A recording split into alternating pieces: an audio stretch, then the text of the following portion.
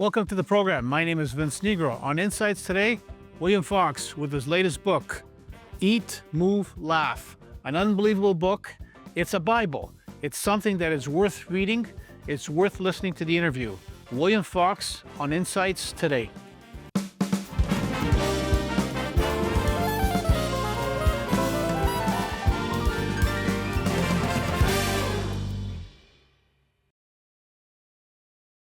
William Fox, welcome back to the program. Thanks for having me. Your last book, we had you on about a year and a half ago, I think about a year and a half ago. You have now a second book, Eat, Move, Laugh. You've got the arrow pointing to move. I'm assuming it can mean a lot of things, but the move is, as I've used the expression in the past, motion is lotion. And moving is probably always one of the great things. But before we get to that, I've read the book, and I was telling you off camera that it after I read the book, it drew me back because it's an easy read. A lot of people see a thicker book and sometimes they get intimidated. And I said it's a Bible, whatever, but and I'm saying this with all due respect, that it's an easy book to read and it's a very common sense book. And there's a lot of pillars to it, and we're going to get into it a little bit. But after your first book, and it was also a motivational type of, not health, but just a well-rounded book that helped you get back on track. This book is a lot more detailed, has a lot more depth to it. Give us a little bit of the genesis of this particular book and how it came about. Well, because of my health journey, Right. it happened a little bit of from a diagnosis I got years back, and it changed my perspective on how I eat, move, and laugh. That's all together how they go. The book came about because I knew there's a lot of people that they need to see it from a different perspective, and hopefully this can change someone's view on diet, exercise, and even their lifestyle. Yeah.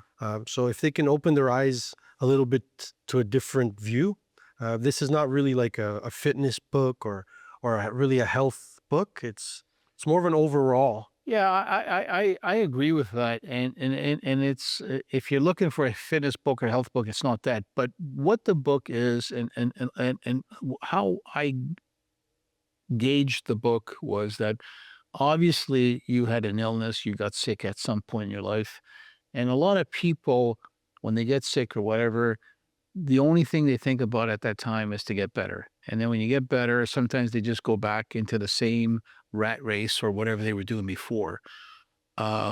You took the illness that hit you and you delved into it on a personal level. Yeah, you did a lot of research on it, but you took that incident and you worked it to help you. And as you went down this particular path, whether it was mental, physical, nutritional, you experimented and you worked with why did it happen to you?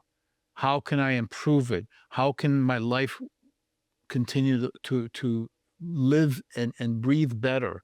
Talk to us a little bit about the journey of the health piece and concentrating especially on this book in terms of what you tried to get across to the reader. Well, this is definitely not a perfect story. When I started it off, I kind of went a bit extreme in the beginning. When I switched my perspective on it, and I even jumped on a vegan diet, but it wasn't really the solution.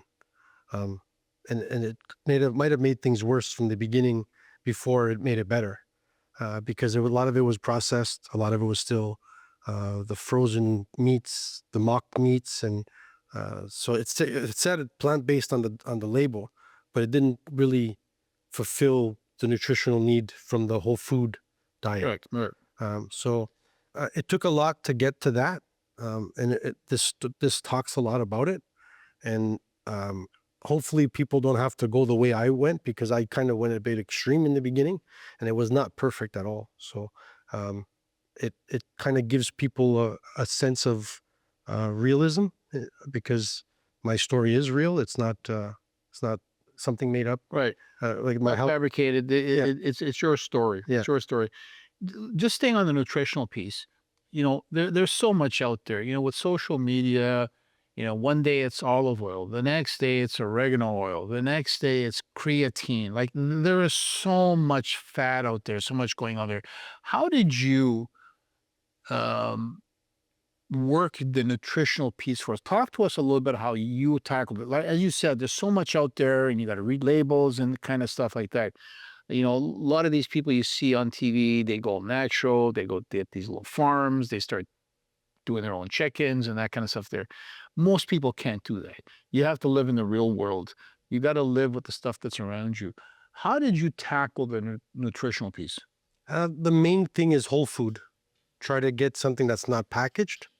Um, I personally went mostly vegetarian. I do eat occasional fish from time to time, but for most of the part, I am vegetarian. I do eat eggs. I have some butter. I like pastries too much to kind of cut it out. Um, and there is, in the beginning of the book, I discussed something about a forgiveness rule. 80% of the time you try to do as well as you can, but then you got to give yourself 20%. The 80-20 rule. Yeah, it gives you 20% of flex. 80% discipline, 20% Yeah, let it go. because you can't be perfect, right? We're all human. Yeah. So if you can follow that towards a better lifestyle, that's probably the best way to go. Not just with eating, with moving, um, even with your stress. We got to try to balance it. We'll get into that. But on the nutritional piece, like, of all the fads that are out there, everybody keeps going back to the Mediterranean diet, which is a lot of fish, uh, vegetables, olive oil, things of that nature. You said you're almost a vegan, but you were a vegan, and you do eat fish, right? Did you find that you missed the carnivore piece, or is this something that you wanted to eliminate based on your health issues? Um, well, no, it was more. I watched a documentary years back, and it kind of changed my perspective on animal products. Right. And a lot of our, I'm not going to put down any animal products because Right. they are still healthy. It's just a matter of sourcing the product, Yeah. not Like mass. grass-fed stuff, Yes, that's like right. more Free range free range, chickens, um, not this mass produced stuff that we can find in most local stores. yeah. So if you can find the better source, but for me, I kind of eliminated it entirely in the beginning, and my diet is probably leaning a lot towards the Mediterranean diet. Right. I just don't have much meats, and I might throw in fish maybe if once every couple months, Right. or if I need, or if I feel like I want to throw it in, I can just throw in some salmon or Right. some sardines. Just the last question on the nutritional piece. Do you do an intermittent piece? Like, do you have a breakfast, lunch, and dinner? Do you have a window that you eat? Like, when do you eat and how do you eat? Mostly I do fast a lot longer than normal. I don't How eat much would much. you fast in the course of a day? Uh, 5 days a week, I try to do 14 to 16-hour fast. So I stop eating roughly before 8:30. It would probably be my last meal at 8:30. Right. And then I won't eat anything. I try until 12:30. And I say I try because some days I feel Yeah. I could probably use some. So I might throw in a little bit earlier. Yeah. And what I do eat is I mostly have like a container of fresh fruits, a handful of fruits, hopefully seasonal, but with our winter, it's hard to get that. So I just get whatever I enjoy. And I'll have some multigrain breads with almond butters, banana, or Right. pumpkin seed butter. But most of that's mostly what I eat for at least 5 days a week. Yeah. I just want to talk a little bit about the psychological piece. Like you've got here, eat, move, laugh. And laughter is something that is so simple, but it's a big part of getting into the endorphins and your whole psyche going. The emotional piece, the mental piece, it probably is more crucial than anything else because mentally, if you're not focused or mentally, if you are not on track, it could be a huge distraction for you. Talk to us a little bit about the mental piece and how that affected you and how you have been able to battle it. Well, mentally, it all goes well together because if you're just eating healthy, um, and your mindset's not really in its place, because that's how I started it. When I was vegan, I was trying to eat healthy, but my mindset wasn't there, so it didn't really work. And I ended up having my flares came back, and I ended up back in the hospital. So I already had the mindset that I knew I had to eat healthy, but it wasn't in my mind that I almost felt that I couldn't. I was also always holding myself back, and that might have been my rigid construction background. You always have to toughen it out and just work your way through it. But that's not way you can handle your life sometimes, and especially your health. You can't always fight your way through it. You got to settle down, relax, and especially catch up to your mindset. And mentally, if you can keep it all somewhat in order, and I mean in order, your emotions, your thoughts, you kind of align them together instead of having them erratic. If you can align your emotions and your thoughts, then your mentality can be stronger, and it's easier to keep your lifestyle in a health. How do you keep your mental state in check? Are you cognizant? Obviously, everyday life things happen, stress happens, kids. There's all kinds of situations that come up, and you have to deal with whether it's work, whatever. Do you repeat yourself a particular mantra in terms of staying calm? Let's tackle it properly. Let's deal with the thing at hand. Is it a conscious kind of state that you keep?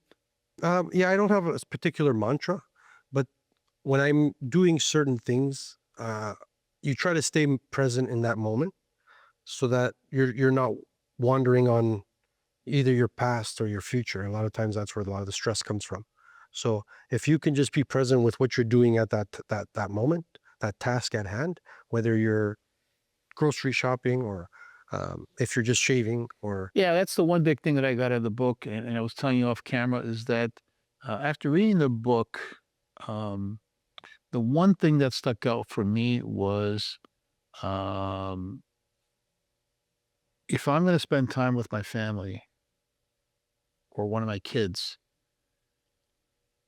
in many occasions in the past, and I thought about it after reading a book, is I'm there, but I'm really not there.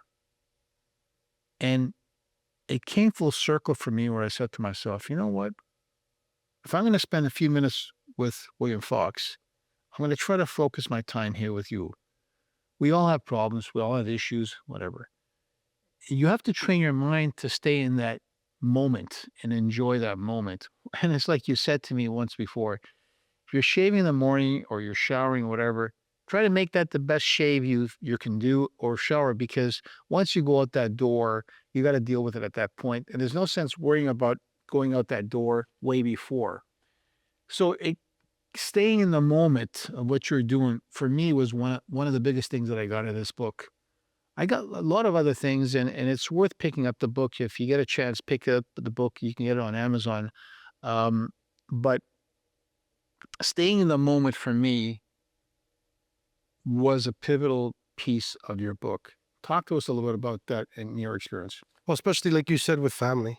A lot of times you get home, you're still working your way through your day, Right. what you did throughout the day, whether you had a stressful day or a good day, you're still going through it. If you had a discussion with your employee or something you did with a coworker, and you're always running through that day when you get home and you're still sitting with your kids or your family or your wife, and you're not really there with them. So you're not really present in that moment. You're running around still in your job, or you might even be thinking about what you're doing for tomorrow. So for that 20 minutes or 30 minutes or even an hour, or even if it's 10 minutes, try to sit there with them and enjoy that moment with them. Whether you're watching the TV, listen to the laughter that comes out of them if you're watching something that's funny, or if it's something scary, which something Yeah, I get it. that makes you jump, pay attention to the way they react and kind of enjoy it, right? Yeah. The other one of the other things that sticks out, as I said, a lot of things that stick out, but one of the things that stick out was when you talked about age and aging. And obviously, no, everybody's going to be aging, and as we get older, it can mentally really throw you off. And I think what I got out of the book was somehow, and I don't know if there's a perfect answer, and you should explain it better and talk to us a little bit about how you tackle that. The aging piece for me was also very pivotal because it made me aware that everybody's going to age, and it all depends on how you approach it, both mentally and physically. Yeah, you gotta maybe tone things down, but you should still be able to move. You shouldn't say to yourself, "I'm gonna stay home," or "Don't do things." Talk to us a little bit about the aging piece. Well, nobody wants to age. Of course. Everyone wants to stay 20, right? But see, but psychologically, nobody thinks that way, and this book got me to think about it. But go ahead. Yeah. So that's where the learn part comes in. Right. Eat, move, laugh, love, and then learn. Yeah. Learn is probably the biggest pillar of this book, but I didn't want it to be the centerpiece because the centerpiece is the first three pillars. So learn is everyone should always be wanting to learn. You should try to take at least 10 minutes of your day, read something that's educational, and you'll enjoy the history of something or learning something new. And just learning can actually keep you young because it keeps your mind active, right? So if you stop learning and you're just mind numbing, sitting in front of the TV and just watching soap operas or watching sports or watching something that's just really just taking up your time, you're not learning anything. So your brain is not really activated.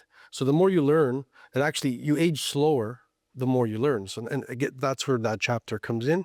And a lot of this is part of the aging. So obviously, if you eat healthier, you're going to age slower. If you eat less, I have a fasting chapter. If you eat less, you'll also age slower. Your body doesn't age as fast because your insulin doesn't Yeah. spike as many Yeah. times. Yeah. So if you can keep your insulin from spiking a lot, um, the more it spikes, the faster you age. So if you can keep your insulin from spiking just by fasting longer, or not eating so many grains and carbs that and sugars that'll spike your insulin, right? That so it'll help you from aging, and laughter. If you smile and enjoy life rather than being miserable and yelling at people in traffic, you're not gonna do anything good to your health. You're actually aging faster by being angry all the time. So if you can try to keep a positive and more enjoyment of a lifestyle, you'll age a lot slower. Yeah. There's a lot of research coming out on fasting, and as you said, it's a great chapter on fasting. The one thing about fasting is that there's a thing called autophagy that the longer you fast, the autophagy, which is something within your system that kicks in and starts to eat up the bad cells, some of the bad stuff that's in your system. Um, Again, consult with your doctor if you're going to fast, whatever. But the chapter you had on fasting was everybody does this 16, 8 hour window, but reading your chapter kind of for me put it in a certain perspective in terms of the whole. Um, and as we get older, we need less food. Mhm. As much as, the old adage where your mother used to always say, eat, eat, eat. In fact, it's really the reverse. You need less food. You got to have nutrition, but you need less food as you get older as well. Yeah, nutrient dense, of course. Yeah. But try to keep it. We're not indulging on three massive meals a day. Yeah. You eat when you feel comfortable, and you eat as much as you can until you're comfortable. You don't overeat. Is the best way to go. Um, but this book is all about that. Yeah, the last piece I want to touch on, you use the word love in there a lot. Love, love, love. Uh, as simple as that with being February coming up and Valentine's Day and love, love, love, love. The word gets thrown out there so cheaply sometimes, but we should refocus that word love because a true love of something, whatever it is beneficial for your health. Talk a little bit about what you talked about with love. Of course, and love there is not romantic. That's not what Yeah. the word is there. I don't use it as a romantic love. A lot of it is love for yourself.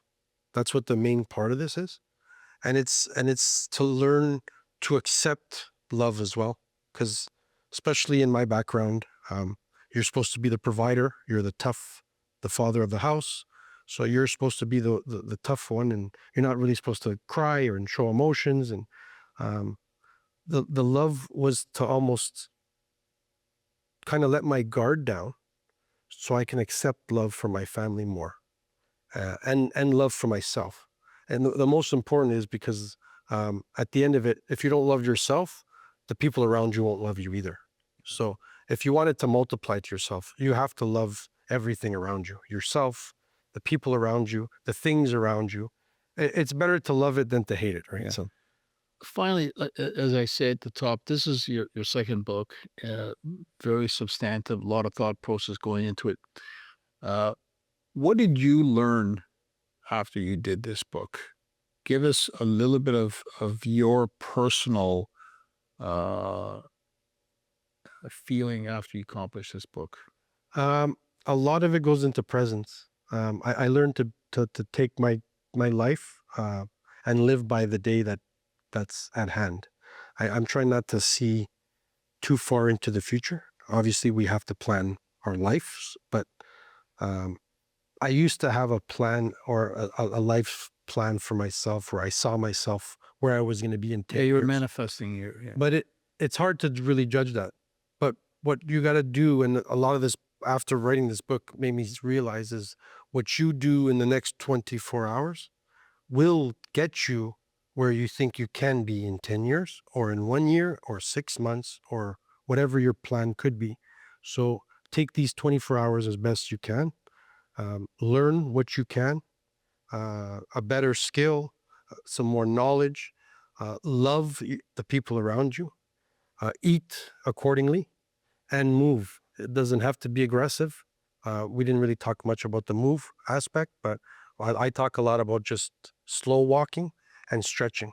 You don't have to be extreme. I'm not an extreme fitness guy, but generally, because of my construction background, I have a physical life, but I was never physical outside of my job, and I was never intentional about my movement. So if you're not intentional about your movement, you can go walk 20,000 steps a day as a delivery driver and still not be physically active because that's your job, and you're not intentional about your movement or your life. And so if you intentionally take a 10-minute jog or a 10-minute walk, you're telling your body you're taking this time for this 10 minutes or this 30 minutes, and you're just moving your body, whether you're just doing it for a slow walk or just stretching or lifting some weights or riding a bike or whatever it is. The whole point of it is movement. So a lot of that's what this book taught me, um, was to take these 24 hours and do the most you can, to get to a successful life you want for you and your family in the future. William, thanks for being on the program. You can get the book on Amazon. Great read. I carry it around with me. I've been going back and referencing because I think there's a lot more that you pick up on the second and third read. I think it's also a great reference book where you can go back and either get motivated both mentally, physically, or nutritional wise. It's a great book, and we appreciate you coming on the program and sharing with us the genesis of behind the book, and obviously I'm sure you're going to be doing a couple other things, and keep us in mind when you finish some of your future projects. I will. Thank you so much. I really appreciate you having me here. Yeah, thanks for being on the program.